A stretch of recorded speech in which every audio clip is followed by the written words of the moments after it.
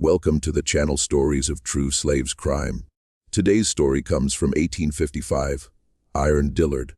She was a black girl, the girl that fire simply could not burn.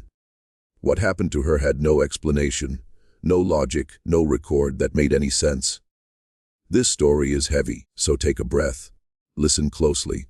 Before we start, please subscribe to the channel and drop in the comments the city and country you're listening from.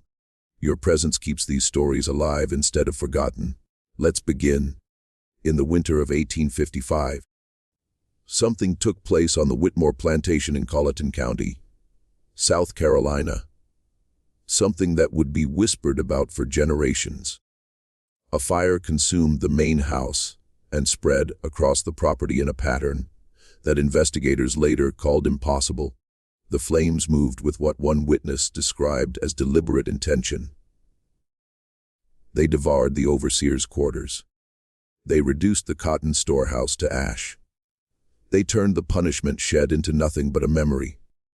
Yet somehow, inexplicably, they left the slave cabins completely untouched. That night, 43 enslaved people vanished. The plantation owner survived, but he was found the next morning wandering through the smoking ruins, his body covered in burned scars that had formed letters. Initials. 30. 7 sets of initials burned into his flesh. He never spoke again. Not one coherent word for the rest of his life. When authorities asked the remaining witnesses what had happened, they all said the same thing: the fire walked. They said it followed a girl, a 12-year-old girl who moved through the flames like she was walking through rain. This is the story of that girl. This is the story of Esther Dillard, the one they called Iron, the girl that fire could not burn. To understand what happened that December night, we have to go back 12 years. We have to go back to the moment Esther came into the world.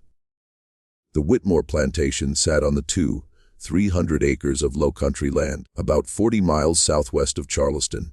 In 1843, the year Esther was born, the plantation held 112 enslaved people and produced roughly 400 bales of cotton each year. The owner, Randolph Whitmore, was 41 and considered himself a progressive master. He gave his slaves 1 day of rest each week. He let them keep small garden plots behind their cabins. He even hired a doctor to visit the property twice a year to check on the workforce. In Randolph Whitmore's mind, these small mercies made him a good man. The people he owned knew otherwise. Esther's mother was a woman named Lily. She was 23 when she gave birth, and she worked in the main house as a domestic servant. Lily was known for her quiet nature and her careful movements. She had learned early that survival meant invisibility. The less the white folks noticed you, the safer you were. She kept her eyes down. She answered questions with as few words as possible. She made herself small and useful and forgettable. For 6 years, that strategy kept her alive. The night Esther was born, a storm rolled across the low country. Witnesses remembered lightning striking the old oak tree near the slave quarters 3 times in a row. Mama Zora, the oldest woman on the plantation, was 78 that year, and she had delivered more babies than she could count. She was the one who caught Esther as she came into the world, and she was the first to notice that something was different about this child. The baby didn't cry. Most newborns announce themselves with screaming. Esther simply opened her eyes and looked around the room as if she were taking inventory. Mama Zora would later say that the child's eyes held an old soul. A soul that had seen things, a soul that remembered. But what truly disturbed Mama Zora happened moments after the birth. A candle on the windowsill had been knocked over during the delivery. The flame caught the edge of the blanket Lily had been lying on. In the chaos, no one noticed until the fire was already spreading. Mama Zora grabbed the newborn to pull her away from danger, but Esther had already rolled toward the flames. Her tiny hand reached out and touched the fire directly. Mama Zora screamed. She was sure she would find the baby's hand destroyed. Instead, the child was perfectly unharmed. The fire had gone out the moment Esther touched it. Her skin showed no burns, no redness, nothing. Mama Zora came from the Gullah people. Her grandmother had been brought to America from the region that is now Sierra Leone. She had been raised on stories of spirits and ancestors, of children born with gifts from the other side. She looked at baby Esther and recognized something. She told no one what she had seen. Some things, she understood, were too dangerous to speak aloud. For the first 5 years of Esther's life, nothing unusual happened, or at least, nothing anyone noticed. Lily raised her daughter in the small cabin she shared with 2 other women and their children. Esther was a quiet child, much like her mother. She watched more than she spoke. She listened more than she asked. The other children on the plantation found her strange. She would sit for hours staring at cooking fires, at candles, at the lanterns hanging outside the overseer's office. Fire seemed to fascinate her in a way that made adults uncomfortable. When Esther was 5, an event occurred that would change everything. It was August of 1848. The summer had been brutal, with temperatures over 100 degrees for weeks at a time. The slave cabins were poorly ventilated, built with gaps in the walls that let in winter cold, but did nothing to relieve summer heat. On the night of August 17th, a cooking fire that hadn't been properly put out flared up inside one of the cabins. The flames spread quickly through the dry wooden structure. 7 people were sleeping inside, including Esther and her mother. Lily woke to the smell of smoke. The cabin was already filled with it, thick and black and choking. She could hear screaming from the other families. She grabbed for Esther, but her daughter wasn't beside her. In the confusion and darkness, Lily couldn't find her child. She was forced to flee the burning building, certain her daughter was dead. The cabin burned for nearly an hour. When the flames finally died down, the enslaved community gathered around the smoking ruins to mourn. 6 people had escaped. 1 person was missing. Little Esther, age 5, was assumed dead. Then something impossible happened. The ashes shifted. A small figure sat up in the middle of the destruction. Esther stood up, completely naked because her clothes had burned away, but her body was untouched. She was covered in soot, but showed no burns, no blisters, no injuries of any kind. She walked out of the ashes toward her mother, who collapsed to her knees in shock. The witnesses didn't know what to make of what they had seen. Some believed it was a miracle from God. Others believed it was the devil's work. Mama Zora said nothing, but she watched the child with new intensity. The news reached Randolph Whitmore by morning. The plantation owner came to see the girl for himself. He examined her skin, looking for evidence of burns or tricks. He found nothing. The child stood before him, small and silent, meeting his gaze in a way that enslaved children were taught never to do. Whitmore was a practical man. He didn't believe in miracles or devils. He believed in science and logic and the natural order of things. What he had heard was impossible, which meant there had to be an explanation. The child must have escaped the fire before it spread. The witnesses must have been confused. The story must have grown in the telling. But something about the girl unsettled him. The way she looked at him, the steadiness in her eyes. He made a decision in that moment that would define the next 7 years of Esther's life. He decided to test her. The first test happened that same day. Whitmore ordered a small fire built in the yard outside the slave quarters.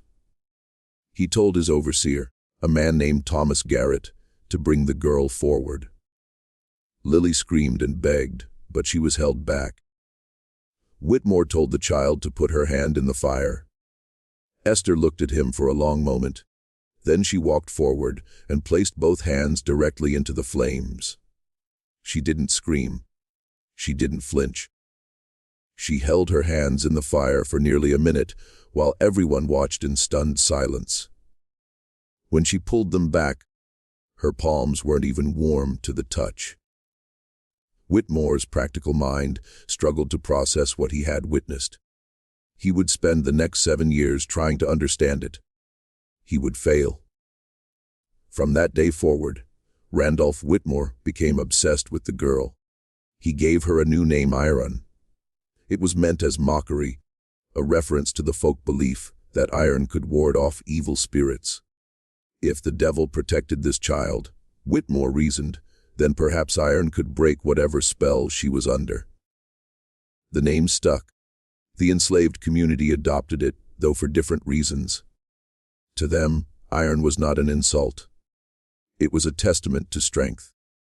It was a reminder that something powerful lived among them, something that even the master could not destroy.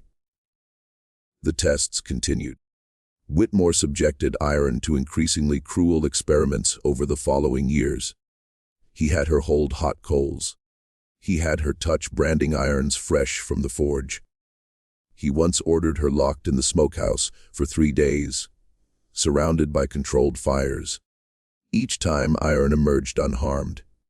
Each time Whitmore's frustration grew. What disturbed him most was not the girl's apparent immunity to fire. It was her demeanor. She never cried. She never begged. She simply endured, watching him with those steady eyes that seemed to see straight through him. Sometimes, after a particularly brutal test, Whitmore would wake in the middle of the night, convinced that the girl was standing at the foot of his bed. She never was, but the feeling persisted. The enslaved community developed their own theories about iron. Some believed she was protected by African spirits. Others thought she was a sign from God that deliverance was coming. A few, mostly those who had converted to Christianity and abandoned the old beliefs, thought she was dangerous and should be avoided. But almost everyone agreed on one thing: there was something about this child that defied explanation. Mama Zora kept her own counsel, but on Iron's 7th birthday, she called the girl to her cabin and began to teach her. Mama Zora was the keeper of memory on the Whitmore plantation. She remembered the old stories, the ones passed down from generation to generation, stretching back to Africa. Most of the younger people had forgotten these stories or dismissed them as superstition. But Mama Zora understood that stories were more than entertainment. They were survival. They were identity. They were a bridge to a past that slavery tried to erase. She told Iron about Ogun. In the Yoruba tradition, Ogun is the spirit of iron and fire, the divine blacksmith who clears paths through the wilderness. He is a warrior spirit, fierce and uncompromising, associated with justice and the protection of the oppressed. Mama Zora explained that sometimes, in times of great suffering, Ogun would send his blessing to certain children. Those children would be marked by fire. They would be immune to its destruction because they carried its power inside them. Iron listened without comment. She didn't know if she believed the stories, but she recognized something in them that felt true. She had always known she was different. Now she was beginning to understand why. Mama Zora also taught her something practical: how to control it. The old woman had observed Iron carefully over the years. She had noticed that the girl's power was not simply passive immunity. It was active, even if Iron didn't realize it. Small fires would extinguish themselves when Iron became calm. They would flare up when she got angry or frightened. The gift was connected to her emotions, to her will. Mama Zora believed it could be developed. The training happened in secret, late at night when the plantation was asleep. Mama Zora would light a small candle and have Iron practice controlling the flame with her mind. At first, nothing happened, But over weeks and months, Iron began to feel something. A connection. A thread between herself and the fire, as real as a rope in her hands. She learned to make the flame grow larger. She learned to make it shrink. She learned to move it, to shape it, to bend it to her will. She told no one what she was learning, not even her mother. Some things, Mama Zora warned, were too dangerous to share. If the master ever discovered that Iron could not only survive fire, but command it, there was no telling what he might do. The years passed. Iron grew from a child into a young girl, and the plantation continued its brutal rhythm. Cotton was planted in the spring, cultivated through the summer, harvested in the fall.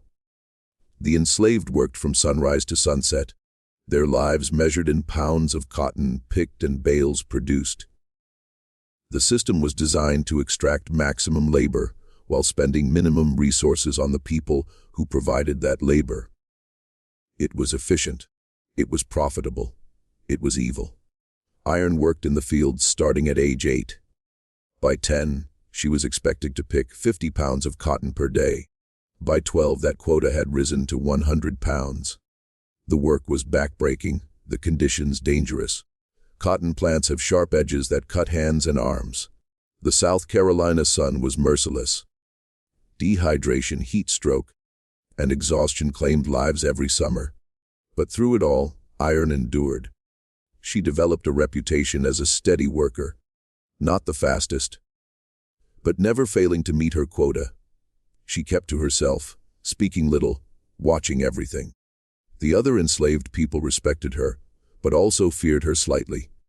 They hadn't forgotten what she was, what she could do. Thomas Garrett, the overseer, particularly disliked Iron. He was a violent man who took pleasure in punishment, and Iron's immunity to certain forms of discipline infuriated him. He couldn't burn her. When he tried to whip her, the wounds would heal overnight, leaving no scars. It was as if her body rejected any permanent marking. Garrett interpreted this as defiance. He looked for other ways to hurt her. When Iron was 11, Garrett discovered her weakness. He could not harm Iron directly, but he could harm the people she loved. One evening, Garrett caught Iron speaking with a boy named Samuel. They were just talking, sharing a few minutes of rest after the day's work. But Garrett claimed they were planning something. He dragged Samuel to the punishment post and whipped him bloody while Iron was forced to watch. The message was clear: she might be untouchable, but the people around her were not. From that day forward, Iron understood that her gift was also a burden. Her immunity protected only her. Everyone she cared about remained vulnerable. This knowledge would shape every decision she made in the years to come. By 1855, the world outside the Whitmore plantation was changing. The tension between North and South over slavery had reached a breaking point. The Fugitive Slave Act of 1850 had made it a federal crime to assist runaway slaves, even in states where slavery was illegal. The Kansas-Nebraska Act of 1854 had opened new territories to slavery, sparking violent conflicts between pro-slavery and anti-slavery settlers. The country was moving toward war, though few could see it clearly yet. Inside the plantation, these distant events seemed almost unreal. The enslaved heard rumors and fragments of news, but their daily reality remained unchanged. They planted and picked and survived generation after generation, waiting for a freedom that might never come. Lily, Iron's mother, was 35 years old in 1855. The years of labor had aged her beyond her years. Her hands were permanently calloused, her back bent from decades of bending over cotton plants. But she had survived, and she had kept her daughter alive. In the brutal calculus of slavery, that counted as success. In the spring of that year, something happened that would set the final events in motion. The plantation's head cook, a woman named Bessie, was caught hiding food. She had been taking small amounts from the kitchen to feed her grandson, a sickly boy who wasn't getting enough nutrition. It was a minor theft by any reasonable standard, but Randolph Whitmore did not tolerate theft of any kind. He decided to make an example of her. Bessie was given 50 lashes. She was 62 years old. She did not survive. The enslaved community mourned in silence. They had no power to protest, no recourse to justice. But the anger and grief rippled through the quarters, adding to years of accumulated pain. Iron felt it intensely. Bessie had been kind to her as a child. She had slipped her extra food when no one was looking. She had told her stories about her grandmother in Africa. Now she was dead, killed for the crime of feeding a hungry child. That night, Iron couldn't sleep. She lay in her cabin, staring at the ceiling, and felt something shifting inside her. The fire that lived within her, that she had learned to control and contain, was pushing against its boundaries. It wanted out. It wanted to burn. Mama Zora came to her. The old woman was 89 now, frail and nearly blind, but she still knew things. She could still sense when the spirits were moving. She told Iron that the time was coming. She didn't know exactly when or how, but she could feel it. A reckoning was approaching. Iron would have to choose what kind of person she wanted to be. She could use her gift for destruction, burning everything and everyone who had hurt her. Or she could use it for something greater. She could use it to save her people. Iron didn't respond. She wasn't ready to make that choice. Not yet. 2 weeks later, her mother was accused of theft. The accusation came from Cornelius, the plantation's black overseer. Cornelius was a complicated figure in the hierarchy of the Whitmore plantation. He was an enslaved man who had been given authority over other enslaved people. He carried a whip. He reported infractions to the master. He enforced discipline. In exchange, he received better food, better housing, and a measure of protection from the worst abuses. Many of the other enslaved despised him. They saw him as a traitor, a man who had sold his soul for scraps from the master's table. Cornelius claimed he had seen Lily stealing flour from the kitchen storehouse. The evidence was flimsy. No flour was found in Lily's possession. But Randolph Whitmore trusted his black overseer. It was convenient to have a black man enforce discipline on black bodies. It created division among the enslaved. It made them distrust each other. It was a strategy as old as slavery itself. Whitmore decided that Lily would be sold. Not whipped, not punished on the plantation, but sold to a trader who would take her to the Mississippi cotton fields. This was, in many ways, a fate worse than death. The Mississippi plantations were notorious for their brutality. Life expectancy for enslaved people, there was measured in single-digit years, and Lily would be separated from her daughter forever. The sale was scheduled for June 10, 1855. Iron learned of the decision the night before.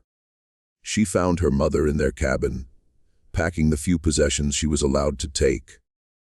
Lily wasn't crying. She had moved beyond tears into a kind of numb acceptance. This was the reality of their lives. Families were separated. Mothers were torn from children. Love was a liability because it gave the masters one more weapon to use against you. Iron did not accept it. For the first time in her life, she felt the full power of her gift rising within her. It was not a gentle warmth, but a roaring furnace demanding release. She could burn the entire plantation to the ground. She could kill Whitmore and Garrett and everyone who had made their lives a living hell. She could have her revenge. But Mama Zora's words echoed in her mind. Destruction was easy. Building something better was hard. If she simply burned everything, what would happen to the 100 other enslaved people on this plantation? What would happen to the children? What would happen to the old and the sick who couldn't run? Her revenge would consume them along with her enemies. She made a decision. She would not simply destroy. She would liberate. That night, Iron began to plan. She went first to Solomon, the plantation blacksmith. Solomon was 53 and had lived on the Whitmore plantation for 30 years. He was skilled at his trade, valuable enough that Whitmore had never considered selling him. But Solomon carried deep wounds. 15 years earlier, his wife and 2 sons had been sold to pay off Whitmore's gambling debts. He had never recovered from that loss. He did his work mechanically, spoke to no one, and waited for death. Iron found him in the forge, working late on a set of horseshoes. She told him what she was planning. She told him about her gift. She showed him, creating a flame in her palm and letting it dance between her fingers. Solomon watched without expression. When she finished, he was silent for a long time. Then he asked her one question: could she really get people out? Not just herself, but everyone who wanted to go. Iron told him the truth: she didn't know, but she was going to try. Solomon nodded slowly. For the first time in 15 years, something flickered in his eyes, something that looked almost like hope. He would help her. He would forge what they needed: keys, tools, weapons if necessary. But he warned her about something. He warned her about Cornelius. The black overseer was dangerous, Solomon said, not because he was strong or smart, but because he was desperate. He had built his entire identity around his position. If the slaves escaped, if the plantation fell, Cornelius would lose everything. He would fight to preserve the system that gave him power, even though that system enslaved him too. Iron thanked Solomon for the warning. But she had already known about Cornelius. She had known for years. What she did not know yet was the truth about his connection to her. The planning took time. Iron couldn't simply announce her intentions. She had to identify who would be willing to run and who might betray them. She had to map escape routes. She had to coordinate timing. And she had to keep her mother from being sold while she put everything in place. The last part proved impossible. On June 10th, as scheduled, a slave trader arrived at the Whitmore plantation. His name was Marcus Webb, and he operated throughout the Deep South, buying and selling human beings like livestock. He had come for Lily and 3 other enslaved people Whitmore had decided to sell. Iron watched from the fields as her mother was led to the wagon. Lily looked back once, found her daughter in the crowd, and held her gaze. No words were spoken. None were needed. In that look was everything: love, grief, a desperate prayer that her daughter would survive. Then Lily was loaded into the wagon, and the wagon pulled away, and Iron's mother disappeared down the road toward Mississippi. Iron stood frozen. The fire inside her surged and screamed. She could feel it trying to escape, trying to reach out and stop the wagon, trying to burn everything in its path. It took every ounce of control. She had to hold it back. She couldn't act now. Not in daylight, surrounded by overseers with guns. She would die, and she would save no one. That night, something changed in Iron. The girl who had endured 7 years of tests, who had watched and waited and learned to control herself, was gone. In her place was something harder, something colder, something that had made a decision. She would not just escape. She would not just liberate her people. She would make Randolph Whitmore pay for every life he had destroyed. She would make him understand exactly what he had done, and she would do it in a way he would never forget. The next morning, Iron went to Mama Zora one final time. The old woman was dying. She had held on for years, sustained by sheer will and the knowledge that she had one more task to complete. Now, with Iron standing before her, she could feel that task coming to its end. She told Iron the last piece of the story, the part she had held back for 12 years. On the night Iron was born, during that terrible storm, Mama Zora had seen something. When the lightning struck the oak tree 3 times, She had seen a figure standing beneath it. A figure made of flame, shaped like a man but burning with impossible intensity. The figure had looked toward the cabin where Lily was giving birth. Then it had nodded once, as if confirming something, and then it had disappeared. Mama Zora believed she had seen Ogun himself, the spirit of iron and fire, the warrior who clears paths, come to witness the birth of one of his children. He had marked iron for a purpose, not just survival, not just personal power, but liberation. Iron listened to the old woman's words. She didn't know if she believed in Ogun. She didn't know if she believed in anything beyond the reality of her own experience. But she knew one thing with absolute certainty. She was going to free her people. She was going to burn down the system that enslaved them. And she was going to find her mother, no matter how long it took. Mama Zora smiled. She reached out and touched Iron's face with her withered hand.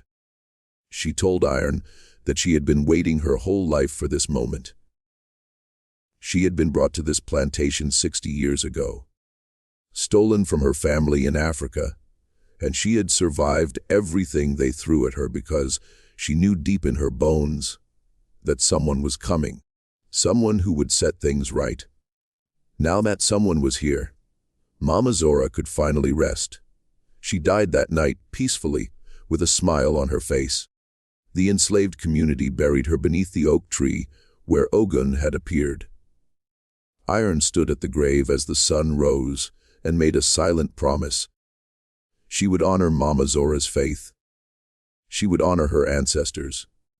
She would become the warrior they had prayed for. The fire inside her burned steady and strong, waiting to be unleashed. December was 6 months away. Iron had work to do. The months between June and December of 1855 were the most intense of Iron's young life. She was 12 years old, a child by any normal measure. But there was nothing normal about her circumstances or her responsibilities. She was planning the largest escape in the history of Colatin County. She was preparing to challenge a system that had endured for 200 years. And she was doing it all while maintaining the appearance of an obedient slave. The first priority was recruitment. Iron needed to identify who would run and who could be trusted. This was dangerous work.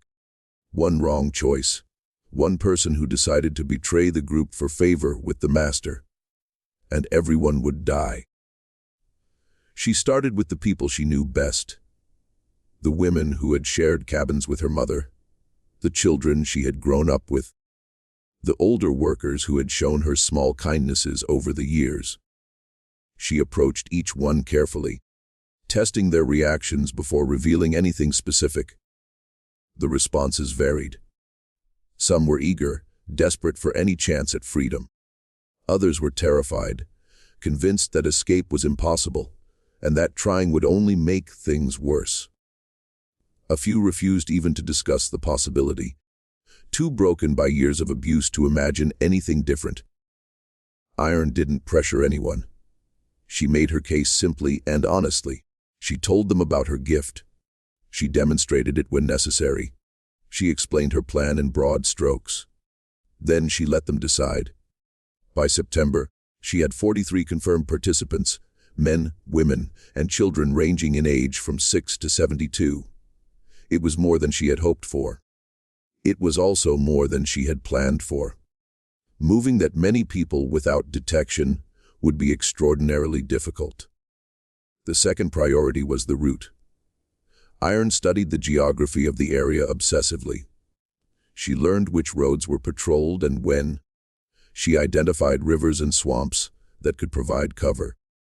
She located the stations of the Underground Railroad, the secret network of safe houses that helped escaped slaves reach the north. The closest reliable station was in Georgetown, about 50 miles northeast of the plantation. A free black family named the Washingtons operated out of their home there, sheltering runaways and connecting them with guides who could take them farther north. If Iron could get her group to Georgetown, they would have a chance. But 50 miles was a long way to travel on foot, especially with children and elderly people. They would need supplies, rest stops, contingency plans. Iron worked through the details methodically, trying to anticipate every problem. The third priority was dealing with Cornelius. The black overseer had become more aggressive since Lily's sale. He seemed to sense that something was changing among the enslaved population. He watched Iron with particular intensity, looking for evidence of whatever he suspected. Iron avoided him as much as possible, but on a plantation, complete avoidance was impossible. In October, Cornelius confronted her. He found her alone near the edge of the cotton fields, during the brief break between afternoon work and evening meal. He told her that he knew she was planning something. He didn't know what, but he could feel it. The air on the plantation felt different. People were whispering. He was going to find out what was happening, and when he did, there would be consequences. Iron looked at him steadily. She asked him why he cared. He was enslaved just like them. Whitmore could sell him tomorrow if he wanted. All his power, all his privilege could be taken away in an instant. Why did he fight so hard to protect a system that saw him as property? Cornelius's face twisted with something between anger and pain. He told her she didn't understand. Survival was all that mattered. The strong survived by any means necessary. The weak were crushed. That was the way of the world, and no amount of wishful thinking would change it. Iron said nothing. She simply looked at him with those steady eyes that had unnerved Randolph Whitmore for 7 years. After a long moment, Cornelius turned and walked away. But their conversation was not finished. A week later, Iron learned the truth about Cornelius, and it changed everything. Solomon the blacksmith was the one who told her. He had debated whether to share this information. It wasn't his secret to tell, but he had decided that Iron deserved to know the truth before she made her final plans. Cornelius was her father. 13 years earlier, before Cornelius had become an overseer, he and Lily had been involved. It wasn't a romance. Romance was almost impossible under slavery. But they had found comfort in each other. Two young people trying to survive an inhuman system. When Lily became pregnant, Cornelius made a choice. He distanced himself from her. He threw himself into earning the master's trust. He climbed the brutal hierarchy of the plantation until he reached the position of overseer. He did it, Solomon said, because he was terrified. He thought that by gaining power, he could protect himself.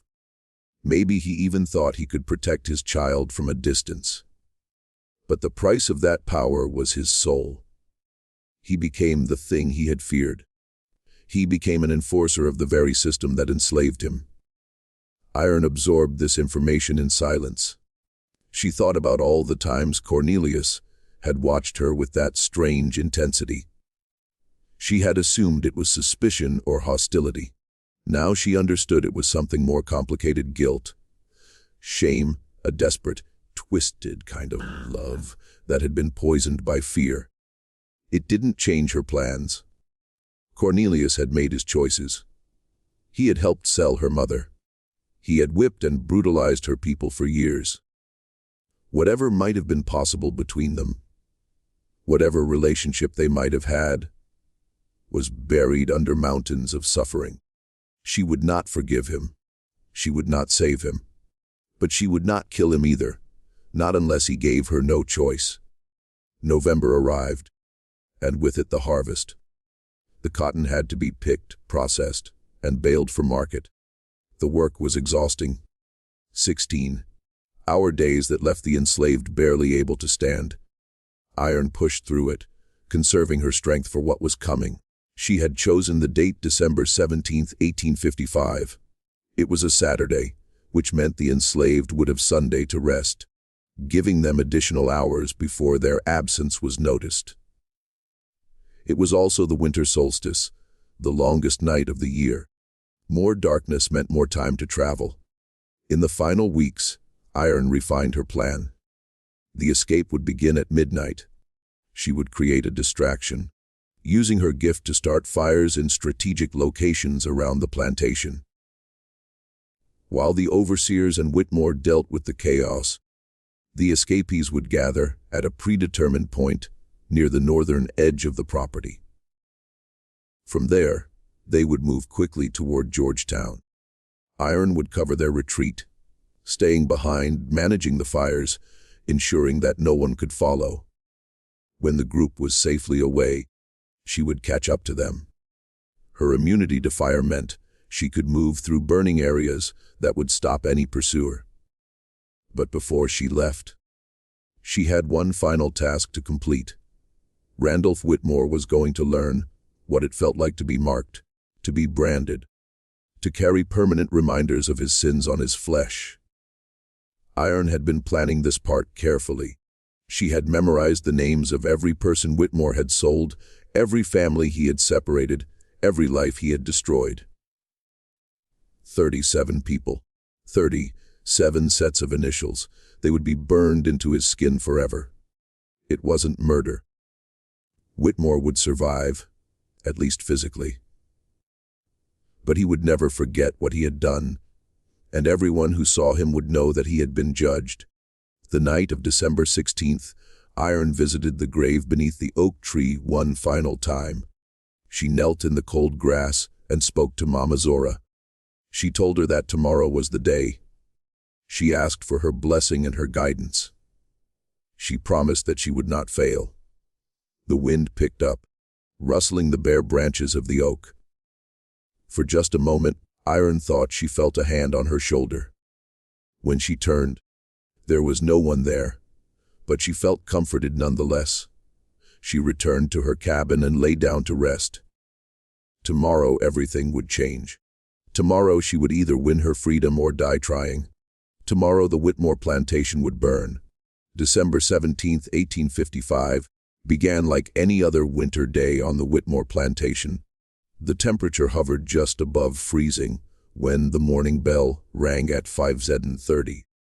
The enslaved emerged from their cabins into the gray dawn, breath visible in the cold air, and made their way to their assigned tasks. Winter meant reduced fieldwork but increased labor in other areas. Equipment to repair, buildings to maintain, livestock to tend. The plantation never truly rested. Iron moved through her morning routines with careful precision. She couldn't afford to do anything that might attract attention. Not today.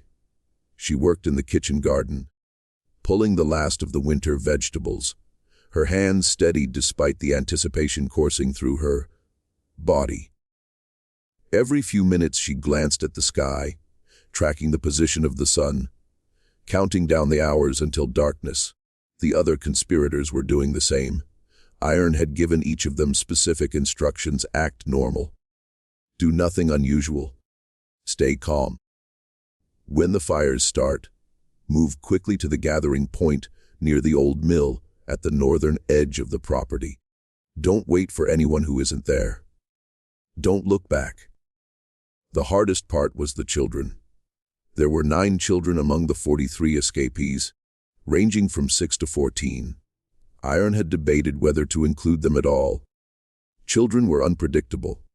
They might cry at the wrong moment, slow down the group, give away their position. But she couldn't leave them behind. She couldn't ask parents to abandon their children, and she couldn't condemn another generation to grow up in chains. The youngest was a boy named Isaiah. He was 6, small for his age, with large, serious eyes that reminded Iron of herself at that age. Isaiah's mother, a woman named Ruth, had been one of the first to commit to the escape. She had told Iron that she would rather die free than live another day as a slave.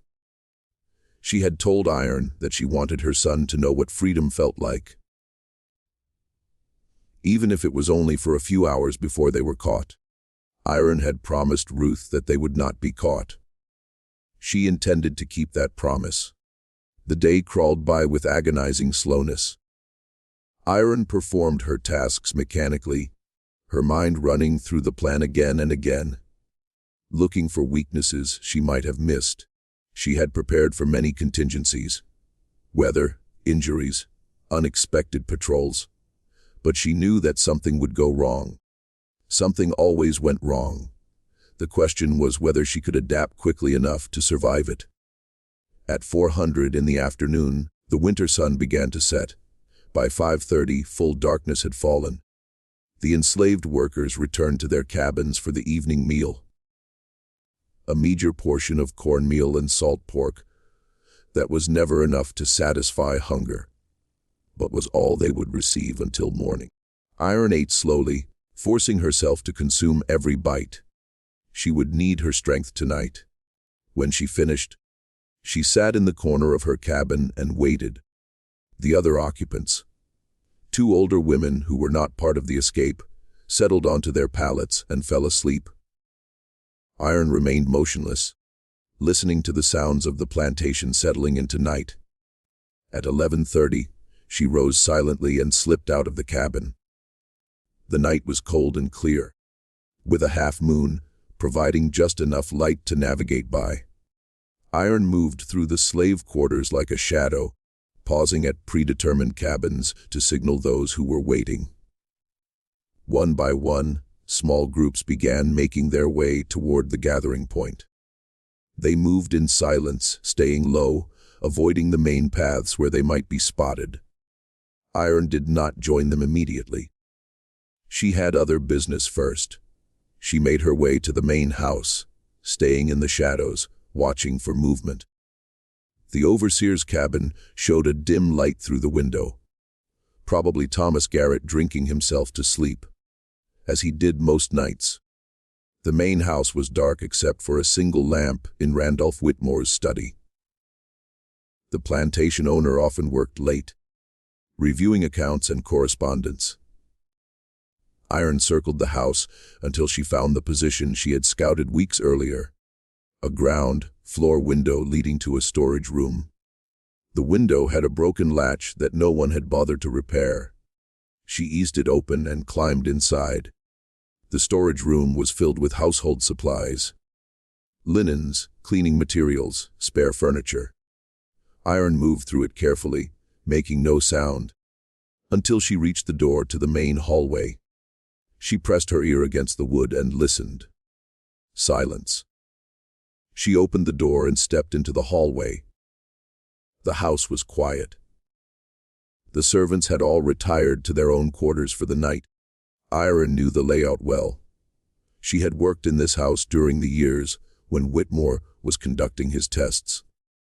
She knew which floorboards creaked, which doors stuck, which rooms were occupied at what hours. She made her way to the study. The door was slightly ajar, lamplight spilling through the gap. Iron could hear the scratch of a pen on paper. She pushed the door open and stepped inside. Randolph Whitmore looked up from his desk. For a moment, he didn't seem to recognize her. Then understanding dawned in his eyes, followed immediately by something else, something that looked almost like fear. Iron closed the door behind her. Whitmore rose from his chair, his hand moving toward the desk drawer where Iron knew he kept a pistol. Before he could reach it, Iron raised her hand. A ball of flame appeared in her palm, bright enough to illuminate the entire room. Whitmore froze. Iron told him to sit down. She told him that if he called for help, she would burn this house to the ground with him inside it. She told him that she had come to deliver a message, a final message. Whitmore sat. His face had gone pale, sweat beading on his forehead despite the cold. He asked her what she wanted. His voice cracked on the last word. Iron told him that she wanted him to understand what he had done. She wanted him to carry the memory of it forever. She wanted him to look in the mirror every day for the rest of his life and see the evidence of his sins staring back at him. She pulled a branding iron from beneath her clothing, Solomon had forged it for her. It was small, designed to make letters rather than the large symbols typically used on livestock or enslaved people. Whitmore's eyes widened. He started to rise again, but iron increased the intensity of the flame in her hand. The heat pushed him back into his chair. She told him the names, all 37 of them. She started with James and Mary Washington, sold in 1841 to pay off a business debt. She continued with Solomon's wife and 2 sons, sold in 1840 to cover gambling losses. She named the children torn from their mothers, the husbands separated from wives, the elderly sold when they became too old to work efficiently. She named them all, one by one, while Randolph Whitmore listened in horrified silence. When she finished, she told him that these names would now be written on his body. He would carry them until the day he died, and when people asked what the marks meant, he would have to explain. He would have to confess. Whitmore began to beg. He offered her money, freedom papers, anything she wanted. He swore he would change, that he would free all his slaves, that he would become a different man. The words poured out of him in a desperate flood. Iron listened without expression. When he finally fell silent, she asked him one question. Had he shown mercy when her mother begged not to be sold? When families pleaded not to be separated? When children cried out for parents they would never see again? Whitmore had no answer. Iron heated the branding iron with a touch of her hand. The metal glowed red, then orange, then white. She approached the plantation owner slowly, giving him time to understand what was coming. The first letter was L, for Lily. Iron pressed the brand to Whitmore's chest while he screamed. The process took nearly an hour. 37 sets of initials burned into the skin of the man who had destroyed 37 lives. Whitmore lost consciousness several times, but Iron waited each time for him to revive before continuing. She wanted him to feel it. She wanted him to remember. When she finished, Whitmore was barely conscious, his body covered in burns that would scar permanently. Iron looked at him without pity. She told him that he would live. She told him that living with what he had done would be his punishment. Death would have been too easy. Then she turned and walked out of the study, leaving Randolph Whitmore whimpering in his chair. Outside, the night air felt clean and sharp after the smell of burned flesh. Iron took a deep breath and focused on the next phase of the plan. She had spent too long in the house. She needed to create the distraction now. Before someone discovered Whitmore and raised the alarm, she started with the overseer's cabin. Thomas Garrett was asleep when the fire began. The flames spread quickly through the dry wooden structure, engulfing it within minutes. Garrett barely made it out alive, stumbling into the yard in his nightclothes, screaming for help. His screams woke the other white employees of the plantation. They emerged from their quarters to find multiple fires breaking out across the property. The cotton storehouse was burning. The equipment shed was burning. The punishment post, where so many enslaved people had suffered, was already reduced to ashes. The fires moved with unnatural precision. They consumed the buildings associated with the operation of the plantation, while avoiding the slave cabins entirely. To the panicked witnesses, it looked like the hand of God reaching down to deliver judgment on the wicked while sparing the innocent. Iron stood at the center of the chaos, invisible in the smoke and confusion, directing the flames with her mind. She felt the fire as an extension of her own body, each blaze responding to her, will like a limb responding to thought. It was exhilarating and terrifying in equal measure. She had never used her gift at this scale before. She could feel the power wanting to grow, to consume everything in its path. It took constant concentration to maintain control, while the white employees fought uselessly against the spreading fires. The 43 escapees gathered at the old mill. Iron had designated Solomon to lead them in her absence. The blacksmith counted heads, confirmed that everyone was present, and led the group into the darkness toward the north. Iron remained behind, managing the distraction, ensuring that no one tried to follow. She watched the main house, waiting for someone to discover Whitmore and sound a different kind of alarm. It happened sooner than she expected. A house servant named Clara had heard the commotion and gone to check on the master. Her screams when she found him cut through the noise of the fires. Within minutes, the focus shifted from fighting the flames to attending to Whitmore. In the chaos, no one noticed that more than 40 enslaved people were missing. Iron allowed herself a small moment of satisfaction. The plan was working. Then she turned and ran north, following the trail the escapees had taken. She caught up with them after about 2 miles. Solomon had kept them moving at a steady pace. Not too fast for the children and elderly, but quick enough to put distance between them and the plantation. Iron fell in at the rear of the group, watching for pursuit. For the first hour, there was none. The fires had done their job, creating confusion and consuming the attention of everyone who might have organized a search party. But Iron knew it wouldn't last. By morning, Whitmore's injuries would be discovered. The missing slaves would be noticed. Patrols would be sent out. The hunt would begin. They needed to reach Georgetown before that happened. The route Iron had planned took them through a series of swamps and forests, avoiding roads and settlements. It was difficult terrain, especially in darkness, but it provided cover. The swamps, in particular, would make it hard for dogs to track their scent. Iron had studied the techniques of the Underground Railroad carefully, learning everything she could about how successful escapes were conducted. The group moved in near silence. Even the children seemed to understand the gravity of the situation. They clung to their parents, muffling any sounds of fear or discomfort.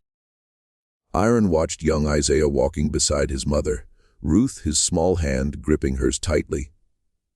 The boy's face was determined, focused on putting one foot in front of the other.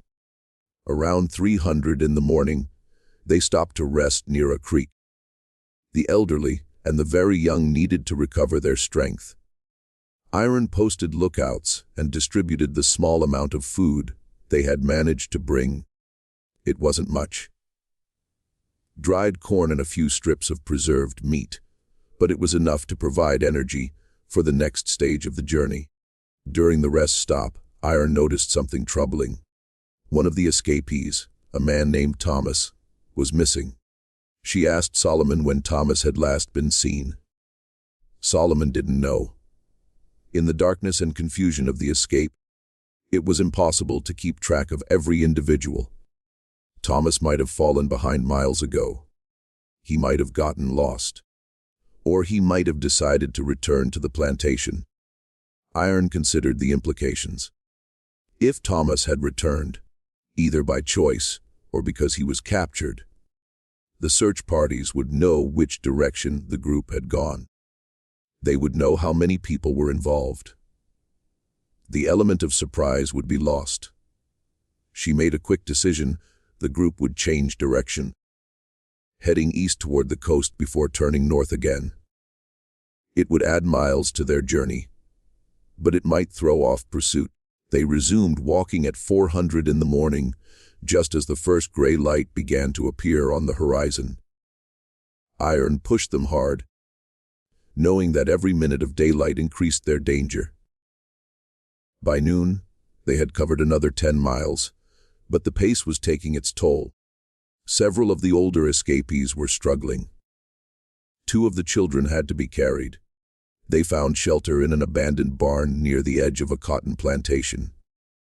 Iron scouted the area, confirming that the barn wasn't in use and that they were unlikely to be discovered.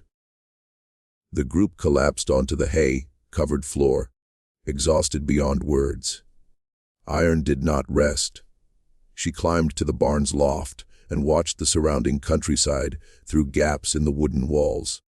In the distance, she could see riders on the road moving fast. Patrol parties, almost certainly looking for them. The hours passed with agonizing tension. Several times riders came close enough that Iron could hear their voices, but they didn't search the barn. Either they didn't know about it, or they assumed it was too obvious a hiding place. As the sun began to set, Iron gathered the group. They had another 20 miles to cover before reaching Georgetown. They would travel through the night again, pushing through exhaustion and fear and pain. They had no other choice. The second night of travel was harder than the first. The initial surge of adrenaline had faded, replaced by bone, deep weariness. The children cried despite their parents' attempts to quiet them. An elderly man named Abraham collapsed and had to be carried by the younger men in rotation. Every step was an act of will. Iron moved through the group, encouraging, supporting, sometimes literally holding people up. She discovered reserves of strength she hadn't known she possessed. The fire inside her seemed to fuel her body, as well as her gift, pushing back exhaustion, keeping her moving when she should have collapsed. Around midnight, they encountered their first serious obstacle. A river blocked their path, too deep to wade and too wide to swim easily. Iron had planned to cross at a shallow point several miles upstream, but with their changed route, they had approached from a different angle. She assessed the situation quickly. The group couldn't swim across, not with children and elderly. They needed another way. Solomon suggested building a raft. There was driftwood along the riverbank, and he had brought rope from the forge. It would take time, but it was possible. They worked in near silence, lashing logs together with desperate efficiency. Iron used her gift to dry the wood, making it more buoyant. Within 2 hours, they had constructed a crude but functional raft large enough to carry 5 or 6 people at a time. The crossing took another hour. Iron ferried groups across, using a long pole to push the raft through the dark water. The current was stronger than she expected, and twice the raft nearly spun out of control. But they made it, all 43 of them, wet and shivering but alive. On the far bank, they collapsed again. They were perhaps 10 miles from Georgetown now. 10 miles from safety, from the network that could help them disappear into the north. 10 miles from freedom.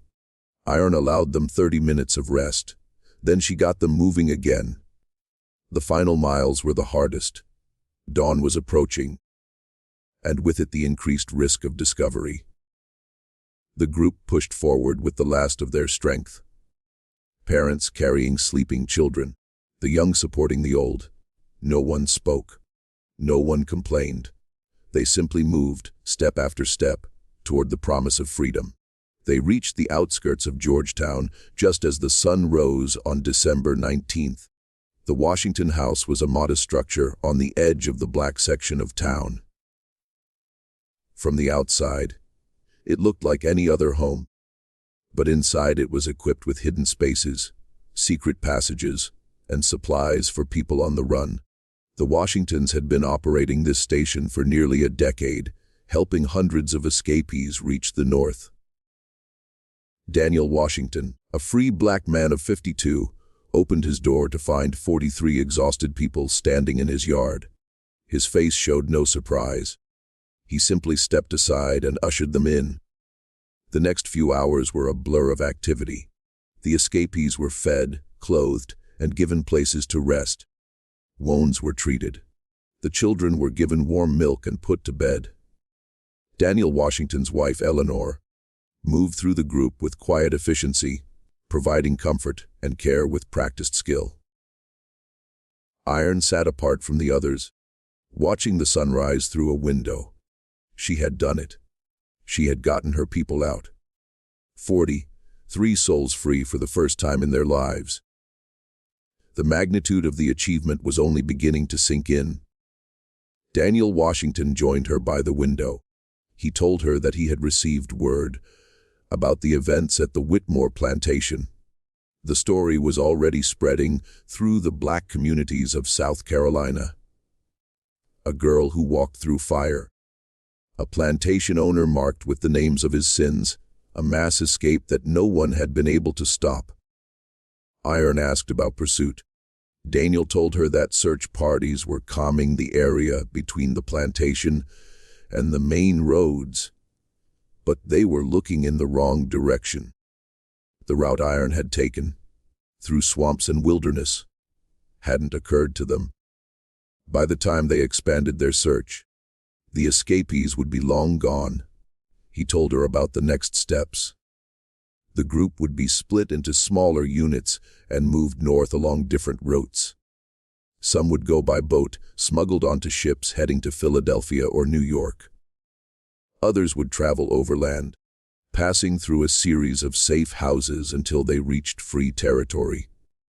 The process would take weeks, but it was well established and relatively safe. Iron nodded, absorbing the information.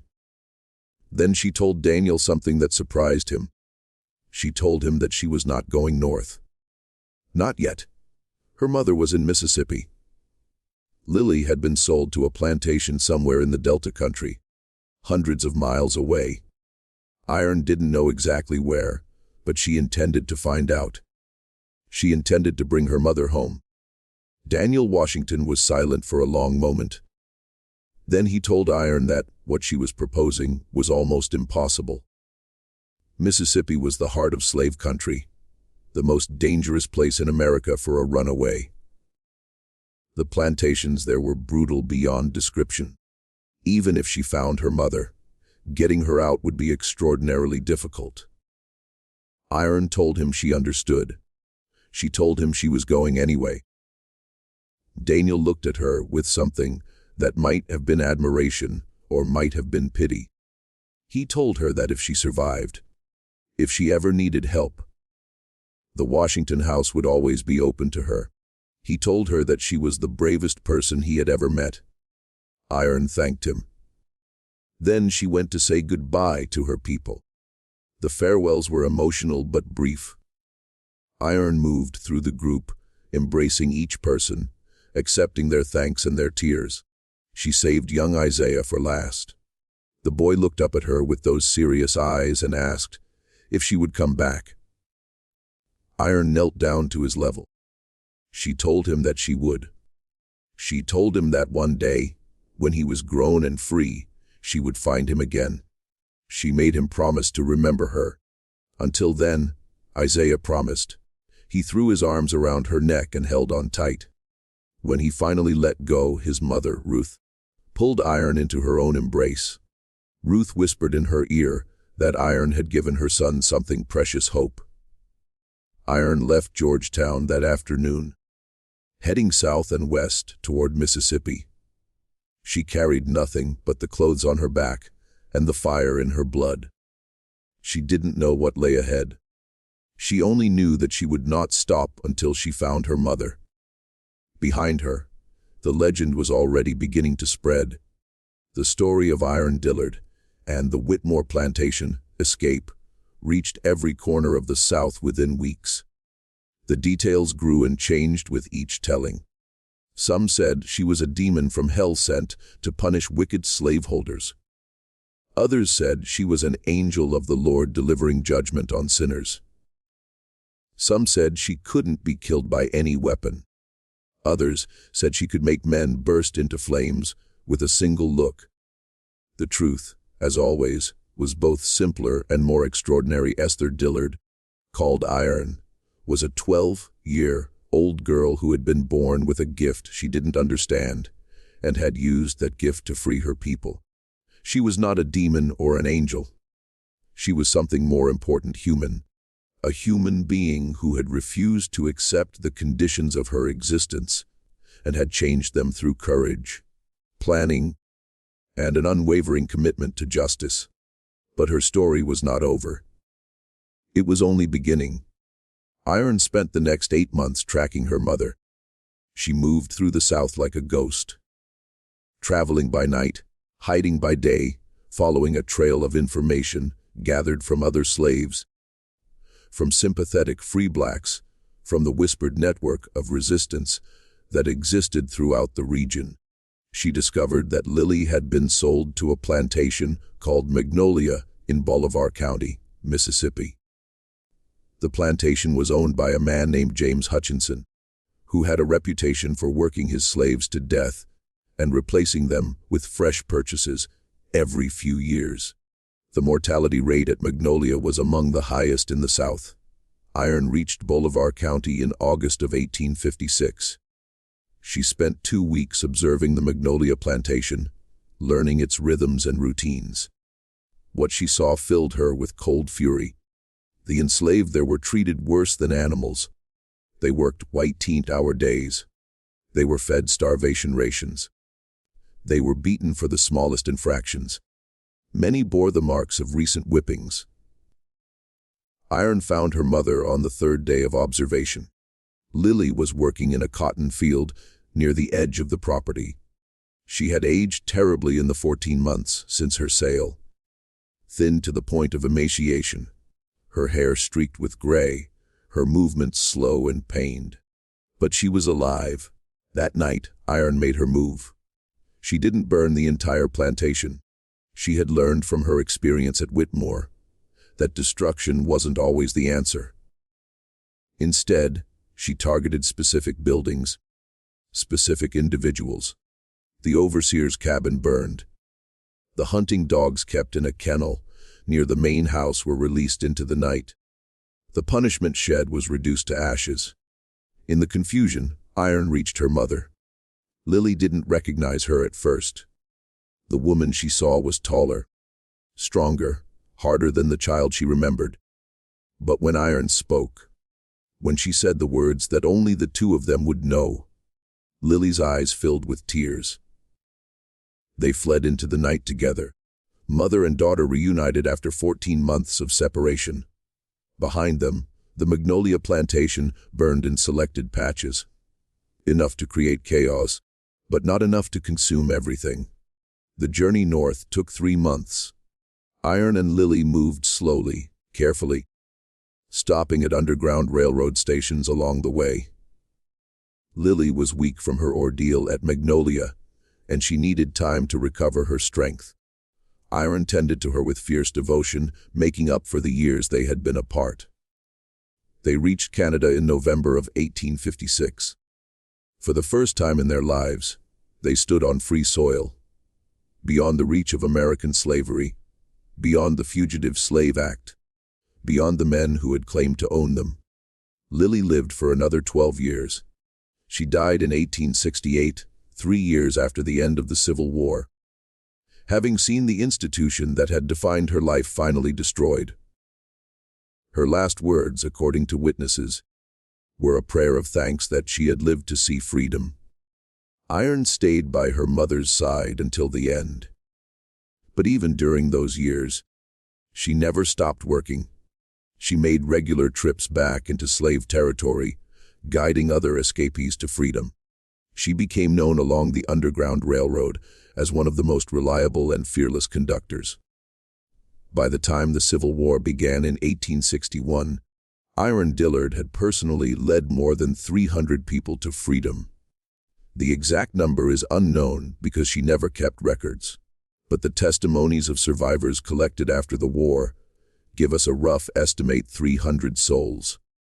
300 people who lived and loved and had children and grandchildren because a girl whom fire could not burn refused to accept the world as it was. The war years brought new opportunities and new dangers.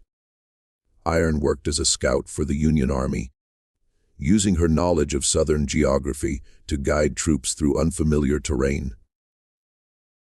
She participated in several raids on Confederate positions, her immunity to fire proving invaluable in situations involving burning buildings or artillery. There are unconfirmed reports that she was present at several major battles, though her name does not appear in official records. This isn't surprising.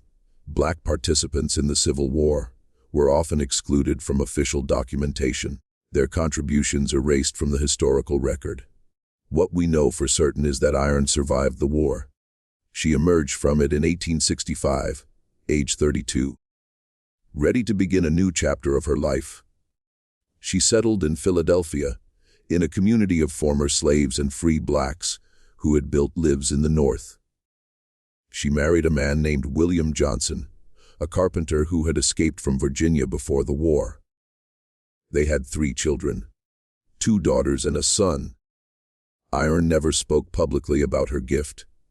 In the years after the war, she wanted nothing more than a quiet, normal life. The fire that had defined her youth still burned inside her, but she kept it contained, used it only rarely for small domestic tasks. Lighting stoves, warming cold rooms, comforting frightened children with impossible displays of dancing flames. Her children knew the truth, of course. They had seen their mother do things that couldn't be explained. But they kept her secret, understanding instinctively that the world was not ready to accept what she was. Iron died in 1912 at the age of 69.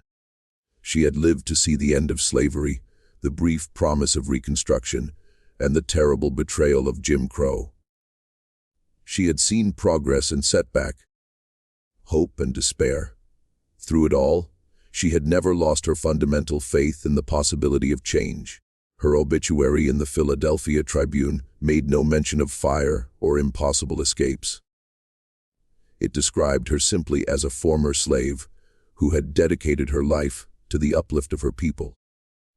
It noted her work with Freedmen's Aid societies after the war, her involvement in local churches, her reputation as a woman of unusual strength and courage. Only one line hinted at the larger truth.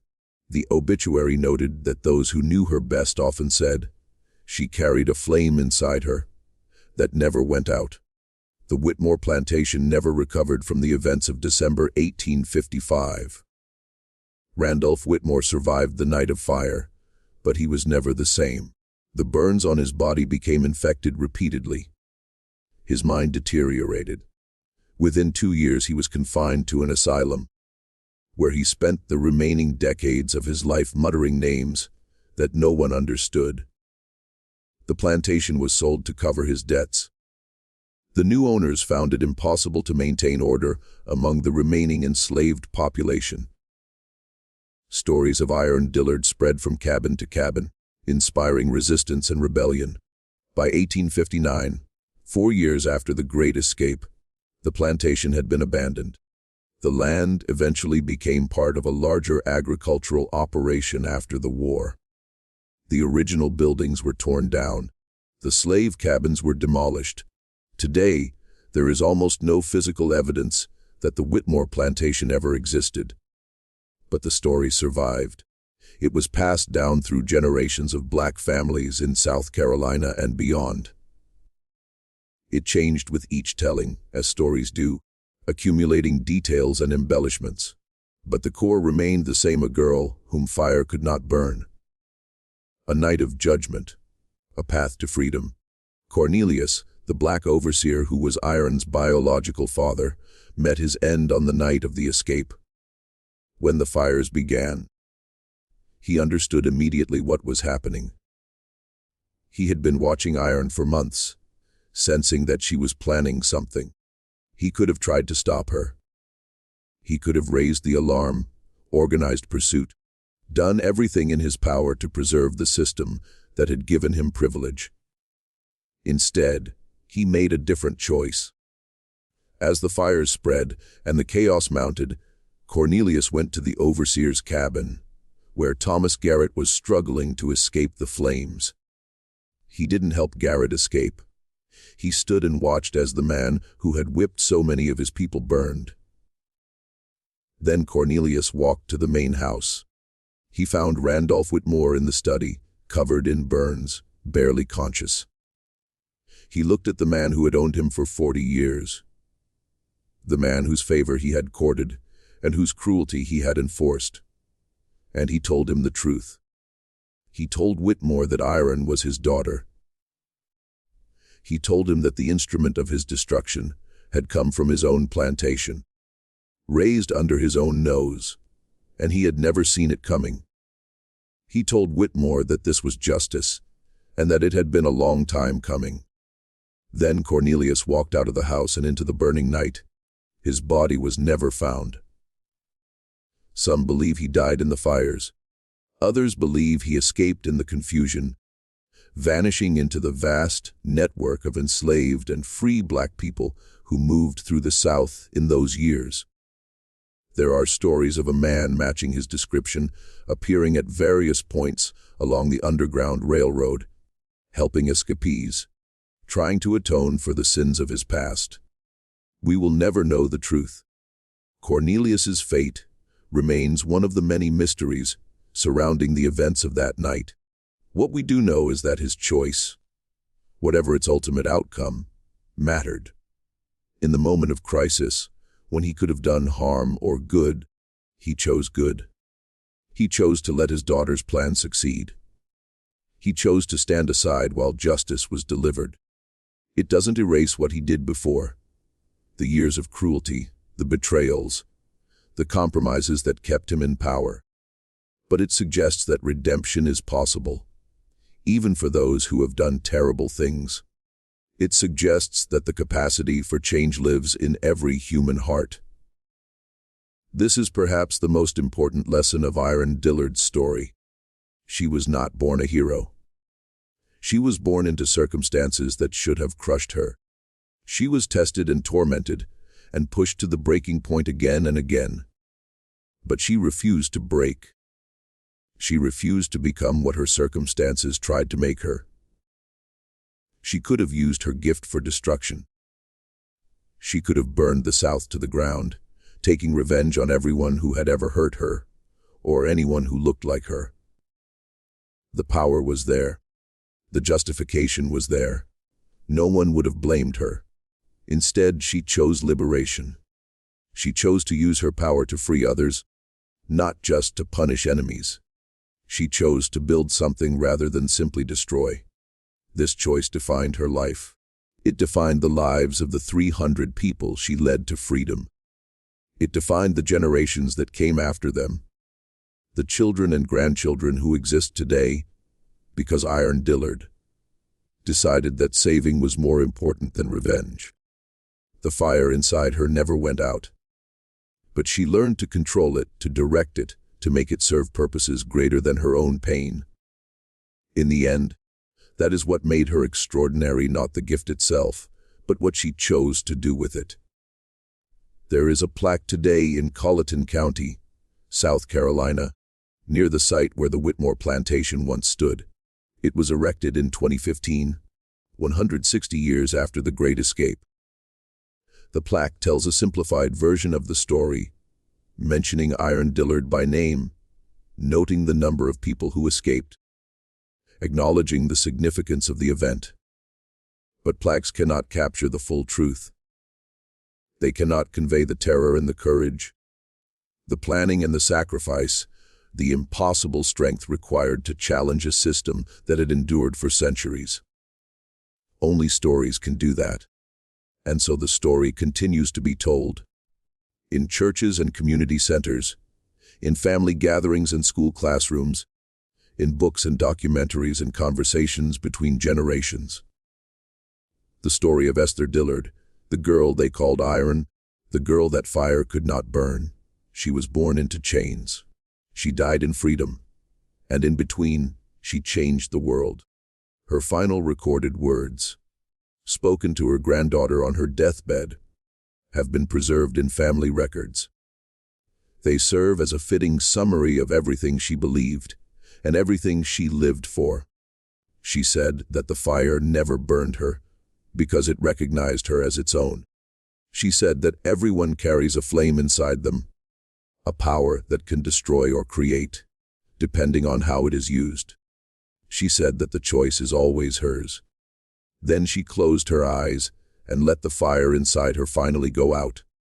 But the light she left behind still burns today, in every person who refuses to accept injustice, in every act of courage against impossible odds, in every choice to save rather than destroy. That is her legacy. That is her gift to all of us. The girl that fire could not burn showed us